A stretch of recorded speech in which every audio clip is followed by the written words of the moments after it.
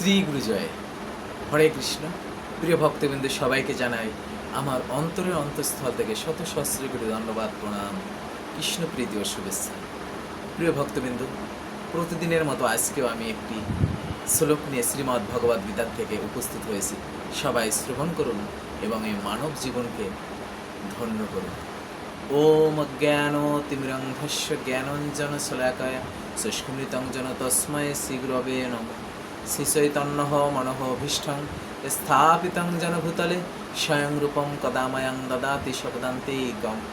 বন্দেহং শ্রীগুরু শ্রীযুতপদকমলং শ্রীগুরুन् বৈষ্ণবং চ শ্রীরূপং সাগ্রজাতং সহগণ রঘুনাথং তং তং সুজীবং সাদ্বৈতং সাবধূতং পরিজনসহিতং কৃষ্ণ চৈতন্য দেবং শ্রী রাধা কৃষ্ণ পাদান সহগণ ললিতা শ্রীবিশাখান্বিতাং চ।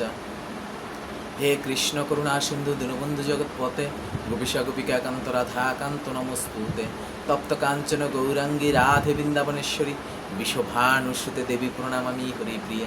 জয় শ্রীকৃষ্ণ চৈতন্য প্রভু নিত্যানন্দ শ্রী অদ্বৈত গদাধর শিবসাদি গৌর ভক্তবৃন্দ।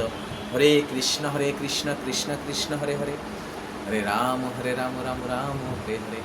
ওং নমো ভগবতে বাসুদেবায়, ওং নমো ভগবতে বাসুদেবায়, ওং নমো ভগবতে বাসুদেবায়।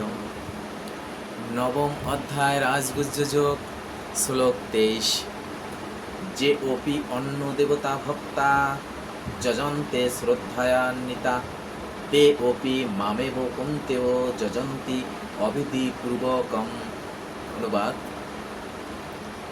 হে কুন্তেও, যারা অন্য দেবতাদের ভক্ত এবং শ্রদ্ধা সহকারে তাদের পূজা করে, প্রকৃতপক্ষে তারা অবিধিপূর্বক আমারই পূজা করে থাকে। ভগবান বলছে, আপনি যারই পূজা করুন, যে দেবতারই পূজা করুন, অবিধিপূর্বক তিনিই পেয়ে থাকেন।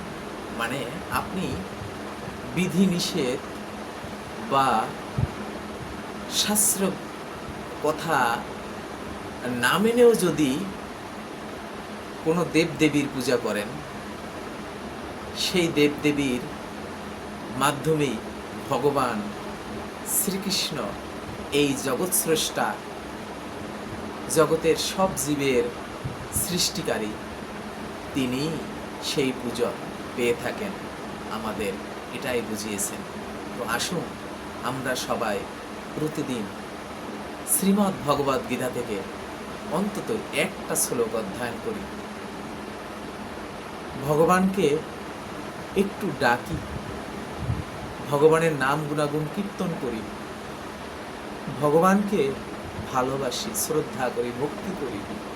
ভগবান আমাদের কাছে আর কিছুই চায়নি, শুধু ভক্তি। এই ভক্তি দিয়েই আমরা ভগবানের শ্রীপাদ পদ্মে আশ্রয় নিতে পারব।